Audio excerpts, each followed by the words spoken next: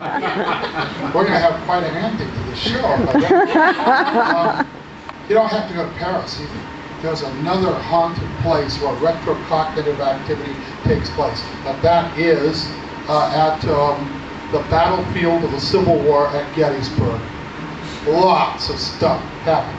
This battle was catastrophic. A 3-day bloodbath. In fact, most of the Civil War battlefields are haunted. Did you know that? Antietam, Gettysburg, Shiloh, those are 3 I know of, but there's a list a mile long of probably every major Civil War battle has ghosts attached to it. Gettysburg was the worst because it lasted 3 days, a big 3-day bloodletting. One of the interesting side battles was at Devil's Den. In fact, I saw a slide of it today. One of our people had gone to Devil's Den. The Texas Regiment was asked to hold the area against the Yankees. Now, this particular unit had black hats with a big silver star, you know, the Lone Star State on the hat. They were a pretty bedraggled group, but they were tough as nails, and they were greatly outnumbered, 10 to 1. The Yankees sent wave after wave against them, and eventually they killed them all and took over. Okay? That's history. After the battle, especially after it became a tourist attraction, people began to see a single soldier staying at Devil's Den.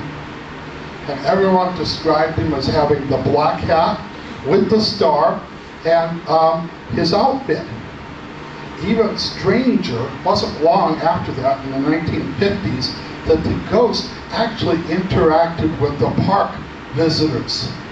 One account even has a family thinking it was a reenactor talking to him, and he even took their camera away and took a picture of them so they'd have a monument. Only one bad thing, he politely asked who won the Civil War. And they thought he was kidding. He said, "Oh, don't you know the North won?" He got very angry and disappeared. But there have been other sightings there at the Farnsworth House, the village of Gettysburg. At the old well, they saw a woman whom, when they traced her story back, she was of a lady who took her own life in 1880.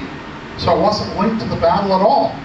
Now, in a political move, right after the Second World War, General Eisenhower, whom the Republicans were grooming for the presidency, decided that he should have a suitable house to live in. Actually, he'd been bounced all over. He's in the military. He bounced everywhere. So they bought him a nice farm at Gettysburg. And he moved into it, which was fine and dandy, except after his death, they'd start to see him in his house. And now I'm told that the park rangers, it's now a historic landmark, have seen Mrs. Eisenhower, Mamie, walking around her old house where she lived.